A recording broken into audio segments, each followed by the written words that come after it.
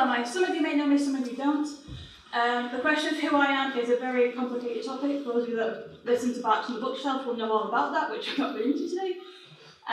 But essentially, I've been in the industry for about 20-something years now. The first animals I ever trained professionally were sea lions at Blackpool Zoo when I did my volunteer stuff there. And my background is very much in zoology that changed into dogs when I got, similar to most of you, when I got my demon dog. And I was like, you know what, I work with wolves. I can deal with a dog. No, we're completely different. Absolutely different. So I wasn't buying any of the dominant stuff. The first training class we ever went to was in Beaumaris because I was at university in Bangor because I was doing reptile studies at the time. I was going to be a field reptologist. That was my dream. Bit different now, though I do still see reptiles occasionally as part of my case. And the first time I went to this class, when my dog barked, he was sprayed in the face with a water pistol. And then when he didn't bark, he got sausage. And I was like, this doesn't seem okay. And they're like, well, we have to force him to do it. And I'm like, I literally work in a zoo and we don't force any of our animals to do anything because if we try, they'll eat us. So I was then like, okay, well, I'm at university. I'll dive into the behaviour stuff. We've got a big psychology department at Bangor. And I kind of transitioned over. And then I found out about organisations and I joined the APDC quite early on. And I remember going to their conference. At the time, I think it was like the 20th anniversary one. It was on aggression, it's an emotional thing. And I remember watching Emma Bride speak and just watching her talk about the emotional needs of animals and how strong ecology is as a prospect. I was like, I need to do your course, I want to do your masters. So I asked her, she's like, if you can get your application in by tomorrow, because the deadline's tonight. She's like, we'll welcome you, so I did. And then I got on, and that's kind of how I transitioned through that. As well as the dog side of things, I'm also ambulatory wheelchair user, so I have my assistance dog. I'm also a mother and a huge nerd, so I love cosplay, which is why I'm dressed as an elf here. That's my previous assistance dog, Holly, who was also dressed in armour. She was cosplaying with me at Comic-Con. So that's like a little bit of a background about me. I'm here today to talk to you about the importance of connection between behaviourists and trainers. Because I'm very sick of the hierarchical model that a lot of people tend to see, where we kind of have dog walkers and kind of people that train dogs at the bottom, and then you kind of have like your more advanced trainers, and then you have like your behaviourists, and then your vet behaviourists up at the top, like looming down over all of us, and that's just not reality. We love our vet behaviourists, they are amazing, but their knowledge is similar to us, and they need feedback from us. So I much prefer the second picture, where we have a nice network. We all need each other, we all have our strengths and weaknesses, and if we can all start to communicate more effectively, it benefits the client and the dog, because that way we can have a look at other people's input. And we want to work as part of a vet-led team. I'm really passionate about that because they have the legal responsibility and also their knowledge is just immense, as you'll know from speaking to and relate. But sometimes they have such a short amount of time to actually see the dogs. Whereas actually the opinion of the dog walker that sees what the dog's like away from the owner is really vital. The groomer's opinion is also really vital. So I want us to kind of connect more in a multilingual web type things rather than this hierarchical one. Because I really get frustrated when people are like, oh, you're a behaviourist, so you'll know more than me. I'm like, no, I'm no different to you. I have a greater depth in some areas, you have stronger depth in other areas. So I prefer this kind of model, that you have your client in the middle, and these are all the people. There are a few people that are missed off, so I would like to have a little bit of a group exercise shortly to see who I'm missing from the chart, because everyone that interacts with the dog is important.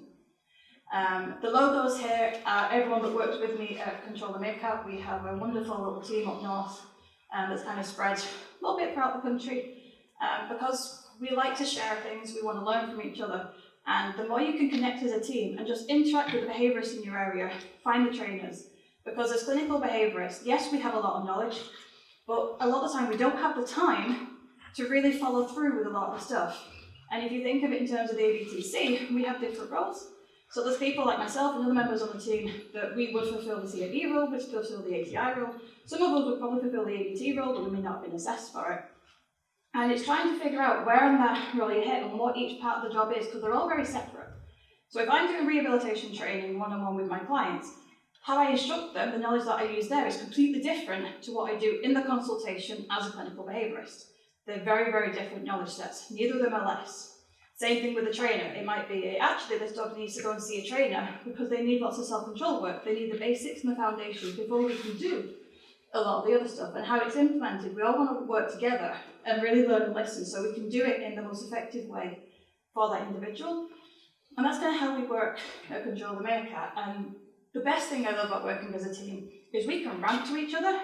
We get that social support that is so often missing in our jobs because so many of us are self-employed. So how many people here, just raise your hands, work alone?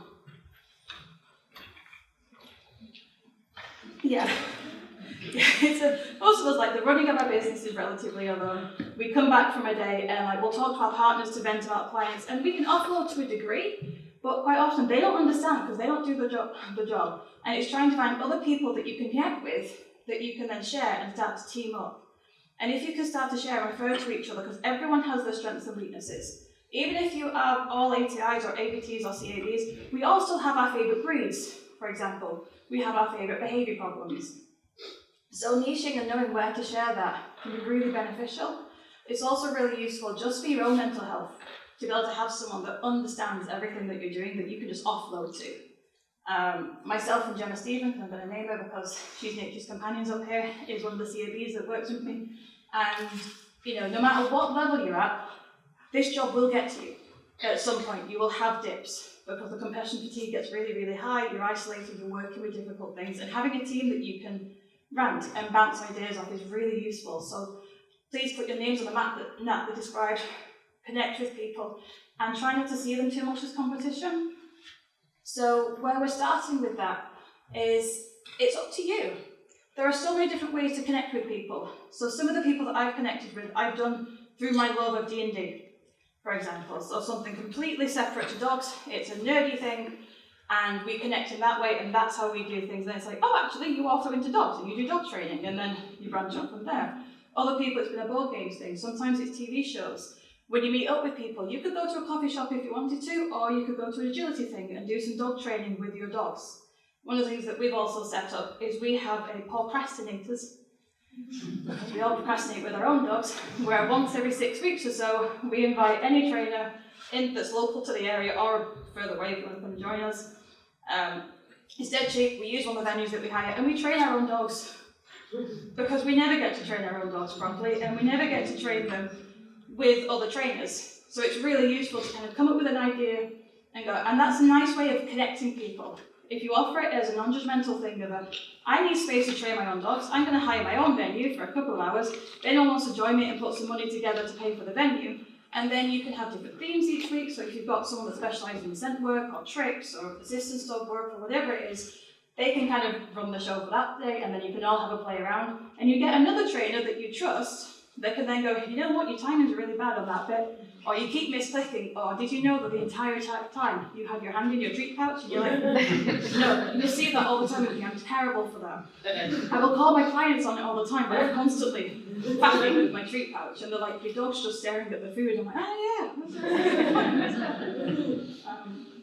so it's finding those things. A lot of us, being the dog geeks that we are, it's the books way in. So it's sharing books and textbooks is a really good way to start. Just asking, does anyone have a copy of this thing that I can have a look into that hopefully you can then purchase so we can fund the authors? And have little study groups, or just little groups where you chat about a book and then discuss what you found about it. If you can find any groups that discuss scientific literature, that's one that I would love to see get off the ground more, where we have people that actually understand the literature that can then help break it down.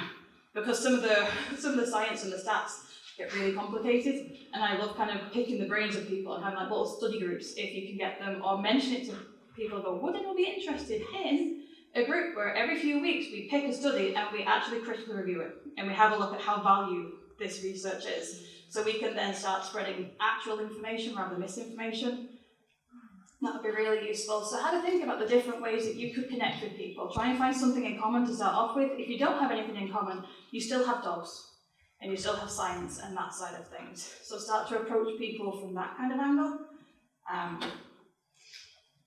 You don't have to start local. We are in a virtual world, so you can connect with people all over the world if you want to. And it's really, really wonderful if you do start to connect, because you can find people everywhere. There are so many of us that have social media groups that we run that will put our personal spin on. And don't be afraid of running the same group as someone else, because your group will always be different, because no one else can replicate you. They might replicate your content, some of them may even steal it, but they will never be able to present it in the same way that you can. So try not to get too discouraged about that kind of things. We're not competing against each other, we're trying to build up. And especially those of you that are here, we're all ethical-based dog trainers, so the more we can connect and be a stronger force for good in the industry will just be fantastic. If you can find people that you can support with, you can ask them to cover you for time off. We all have bad days, we all get sick. Knowing that there's a trusted person that you can go, you know what, I'm really sick this week, but I have this client that's desperate for something, I had an appointment, is there any chance you can fill in? And it's wonderful to know that you have people that you can call on or go, I really need a holiday, could you cover my clients for this week? Or can you take a little bit of a load off for a minute because my children are sick, or my dog's sick, or there's a grievance in the family. So even if you don't want to work with people within a business model, or have people subcontract with you, still finding people that go, could you just cover my holidays? Can you just check in on my clients while I'm away and just make sure no one's struggling so they can be the port of call? And it'll take a lot of the pressure off you, so it's not all on your responsibility. And you can always start small, just pick a couple of people in the area, or have a look for people that do case study groups or mentorship groups, because they're usually behaviourists or trainers that want to connect with people. They want to help support you in your growth. And that's something that I'm really passionate about. I like supporting people. I like teaching people and passing on my knowledge, because we need more knowledgeable people out there. So I'm quite happy to go, here, have my knowledge, use it, go and help the other dogs. I can't help them all on my own, nor do I want to. I don't have that ego. But if you do join a mentorship group, try and join a few different ones. See how different people do it. We will all have our set ways, and those of us that have been practicing for years, we get stuck in that way as well. And we're like, this is the only way of doing it, and breaking that and working alongside someone else and going, how do you do your reports? Like, what do you do for this bit? And then you're like, I forgot that thing even existed. So sometimes it's not the fact that you don't know, it's just you've been using your own thing for so long that you forget these things exist, and someone will come along and go, why don't you just teach them this? Or why don't you just slow down and do this bit? And you'll be like, I forgot, completely forgot, because you had a bit of a brain fart. And in these places, they're safe places to ask questions. You're not going to get anyone going, if you don't know the answer to that, then you shouldn't be a dog trainer. I hate that response. It tickles me, it irritates me so much. Because we can have a bad day, you can forget things, and quite often when you ask those questions, it takes a lot to even ask for help in those situations, and usually it's because we're having a worry moment and we just want someone to go, yeah, you're on the right track. Yeah, we're just looking for that support, and quite often it's viewed as you not knowing the answer, and that's usually not the case. It's just I'm having a wobble, is this right? And everyone goes, yeah, you're on the right tracks. That's really good. Have you also considered this? So how do you make contact with a clinical behaviourist in particular? So whenever I speak to a lot of dog trainers, they always think that we're really mean and scary, and that we're going to criticise and judge them, whereas in reality, we are the fluffy monster on the other side. And we are essentially spiders. We are more scared of you than you are of us. We are kind of sat here going, oh my God, I have all this knowledge, and we are so aware of what we don't know, that we're scared that when you ask us a question, we'll be like, it depends, I don't know, because I don't have all the information, and it could be all of these things. But that's where we can help you, is we can go, I don't know, but these are the questions to ask. These are the avenues to go down. So rather than kind of going, it could be this training thing, it's like, yeah, but it could also be all of these other things. They have to do with training. They could be routine-based, they could be husbandry-based, they could be medical-based, and even within medical, that's just such a huge topic, because you've got medical issues that all affect like resource bounding, separation, and sometimes you'll have red herrings, and that's where you want to have a really good relationship with your vets, and which Amber's going to talk about a bit later on, because we need everyone to work together and be able to have those observational skills. And we are not as scary as you think about. I mean, some of them are. In all industries, you have the ones that are a little bit scary, but most of us are just doing the best that we can. We're incredibly stressed. So if you do contact a clinical behaviourist and go, do you do any mentorship thing, or could I help run past the case so they don't get back to you? Just nudge them, because usually they'll be like, I'll get back to you when I've got time to write the email, and then we'll forget. So give us little bits of nudges, because most of us are very, very happy. Some will charge for their time, others won't, because we have a business to run at the same time. But we do want to help, and we do want more people in the area to help. And if we know you as trainers, it means that we can then call on you and go, I've got a client, and especially a virtual one, and they actually need in-person support. Is there someone in this area that can help me? And I love when people contact me where they're struggling with a client and go, we've got this far, but there's something that they can't quite figure out. And we offer a trainer referral scheme where you refer the client through to us. The clients then can claim on insurance if they want to. You come and sit in on the consultation. We do the consultation together. We then work through the report, and then you go and implement the report on our behalf, and we kind of oversee and make sure everything's working well. And just finding people that are open to that kind of thing. Some of us are still very controlling, and that's not a you thing. That's very much a personal thing that a lot of us are working on, going, but no one can do it as well as I can, and you might do it in a different way, which is fine, but it's just finding those compromises. So do reach out to your local clinicals. If there's no one local that you can reach out to, there's lots of us virtually that you can reach out to. I won't name the ones in the room and embarrass them, but there are a few of us out there. The important thing that I want to finish on mostly is that we're not each other's competition. There are not a finite number of dogs. They are born every day. They are continually to grow. We cannot see them all. It's not a race. There is no finish line. Like, we're all kind of built up to be there, but even when you get to a position where you are a veterinary behaviourist, which is almost like the gold standard of behaviour knowledge, because you've got the veterinary side and the behaviour thing, even when you're there, there's still no end. There's still nothing else to do. You can go pick all the time and get different badges and things, but there's no finish line. The finish line is each individual case that we see. So we're not competition for each other. You know, we can share resources. We will always do things differently. But what we can be is we can support each other because we are all in the same situation. We're all running the same race. And if we can actually support each other and go, here, have a look at my reports. Let me have a look at your reports. How do you do this? How do you do the goals? You know, do you do the long reports? Do you do the short ones? Do you do videos? And just get different ideas. It's going to benefit the client. And ultimately, it's dog welfare that should be at the forefront of everything that we do, is what's going to be beneficial for that animal, that client. Not us, not our bank accounts, not our egos. It's the dog.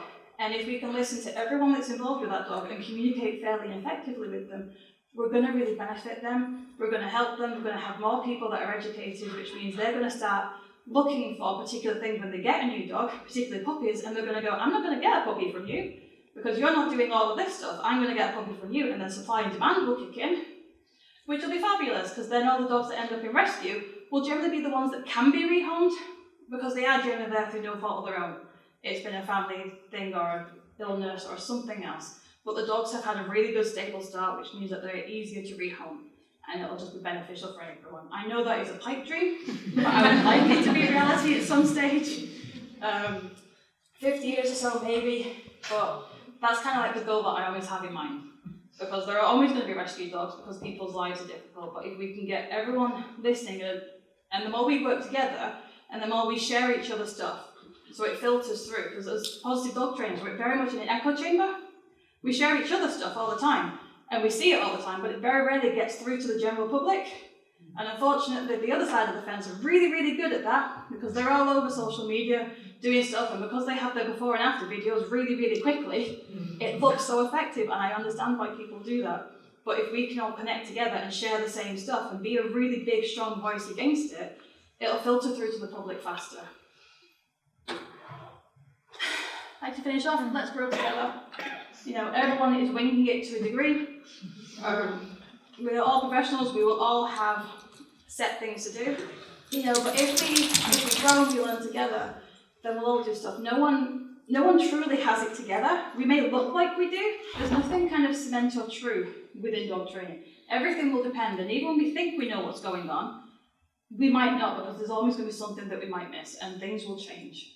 So it's just communicate with people, connect with people the best that you can, open levels of conversation, and just be as polite as possible when reaching out to people, because we never know what day they're having. And especially if you're communicating with your vets or your behaviourists and going, have you considered this? It's a really bad way of phrasing something, because you're instantly going to get the defensive up, because they're like, are you saying that I've missed something? Are you saying I don't know anything? It's I've seen this, I would love your thoughts on it. Would be a much better way of just looking at the phrasing and how you word things when you approach people. It's been really beneficial. If you want to, run it past someone else and go, could this be taken the wrong way at all? Taking into account people's bad days, their neurodivergences, the ways that they may or may not read, and just make sure that what you're communicating can't be misconstrued as anything where you're blaming them or you're accusing them of something, and you'll get a lot further. The often true answer to everything that you ask will be it depends, because we just don't know everyone. And if anyone that came to our trauma conference, it's basically what all the speakers were saying at the end of the last question. They're like, it depends. Like, we don't know. It depends on so many different factors. But the more people that we have supporting this though, from all angles, means that the chance of it being it depends will shrink, because we have information and knowledge and data from all different things, and we're actually communicating effectively, and we're not putting anyone down. We're just saying, what are your observations? Let's build together.